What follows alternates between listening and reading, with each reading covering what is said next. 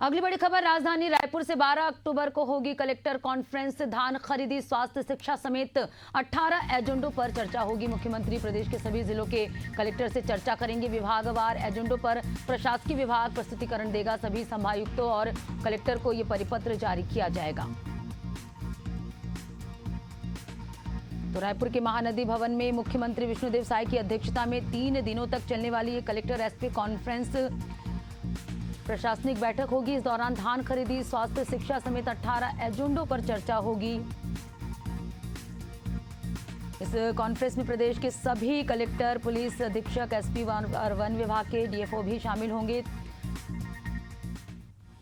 सभी संभागायुक्त कलेक्टर इस कॉन्फ्रेंस में शामिल होंगे। तो 12 अक्टूबर से 14 अक्टूबर तक कलेक्टर कॉन्फ्रेंस का आयोजन किया जा रहा है। 3 दिनों तक ये कॉन्फ्रेंस चलेगा, जिसमें 18 एजेंडों पर चर्चा होगी।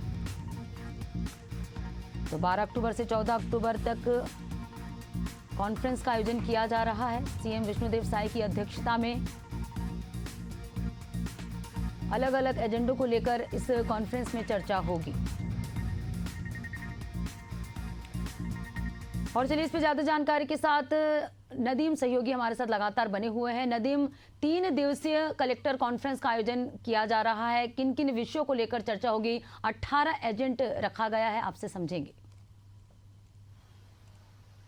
देखिए, आपको बताना चाहूंगा कि छत्तीसगढ़ में जो है 12 अक्टूबर से 3 दिवसीय कलेक्टर एसपी कॉन्फ्रेंस का आयोजन है। इसमें लगभग 18 एजेंडे जो है शामिल है, जिसमें स्वास्थ्य की बात करें, कानून व्यवस्था की बात करें, धान खरीदी के मुद्दे की बात करें और तमाम स्वास्थ्य की बात कर ले, शिक्षा विभाग से जुड़े मामलों की बात करें, ये तमाम सहित 18 अलग अलग एजेंडे पर जो है ये बैठक होने वाली है 3 दिनों तक। प्रदेश की वास्तविक स्थिति, जिलेवार स्थिति, विभागीय वार जो विभाग की योजना है उसकी समीक्षा की जाएगी। किस तरह से काम किया जा रहा है, जिलों में कलेक्टर के जो अलग अलग दायित्व है उन पर कितना काम किया जा रहा है, सरकार की योजना को जमीनी स्तर पर पहुंचाने में कितना काम हुआ है और कितना करने वाला है, आने वाले वक्तों पे क्या रोड मैप होगा, इसकी समीक्षा जो है मुख्यमंत्री विष्णुदेव साय करने वाले हैं। उसके साथ ही प्रदेश में कानून व्यवस्था आने वाले वक्तों में किस तरह से जो है वो कानून के प्रति काम करना है, क्योंकि छत्तीसगढ़ की राजधानी रायपुर में जो है कमिश्नर प्रणाली भी लागू होने वाली है। उसके अनुरूप किस तरह से काम होना है, आईजी लेवल के लोगों को जिम्मेदारी दी जाएगी। तमाम महत्वपूर्ण मुद्दों पर जो है कलेक्टर एसपी में 3 दिन तक मंथन चलने वाला है, जहां एक ओर से प्रशासनिक कसावट लाने की एक बड़ी कवायद के रूप में इस कॉन्फ्रेंस को देखा जा रहा है, वहीं दूसरी ओर जो है इसको कानून व्यवस्था में भी मजबूती लाने की कवायद जो है वो माना जा रहा है। विभागवार अलग अलग एजेंडे पर जो है विषयवार यहाँ पर चर्चा किया जाएगा। जिस तरह से सरकार अलग अलग योजना चला रही है उसको जमीनी स्तर पर किस तरह से जो इम्प्लीमेंट किया जा रहा है, कि जमीनी स्तर पर किस तरह से लागू किया जा रहा है, उसका क्या प्रतिशत है, आम जनता के बीच वो योजना पहुंच रही कि नहीं पहुंच रही है, जो सरकार योजनाएं चला रही है उन पर भी जो है समीक्षा होगी। सभी संभाग आयुक्त और कलेक्टरों को पत्र लिख करके जो है परिपत्र जारी किया गया था। उसके बाद एजेंडे तैयार करने का निर्देश दिया गया था।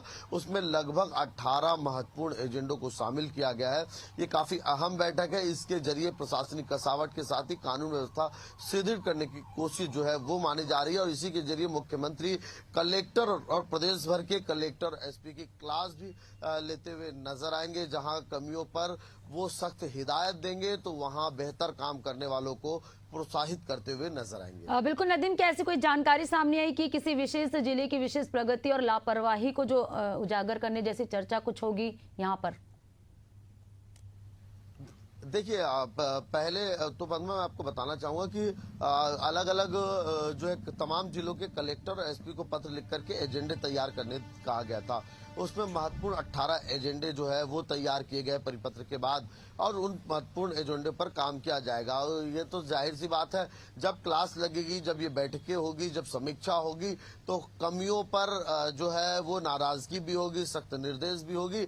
वही बेहतर काम करने वालों को जो है वो प्रोत्साहित भी यहाँ करते हुए दिखेंगे। हालांकि कामों की समीक्षा लगातार सरकार जो है कर रही है। ऐसे कई जिले हैं जिनके कलेक्टरों के और एसपीओ के कामों के चलते उनको जो है वो बैकफुट पर जाना पड़ा और कई कलेक्टरों का तबादला यहाँ पर कर दिया गया है, कई एसपीओ के तबादले यहाँ पर कर दिए गए हैं।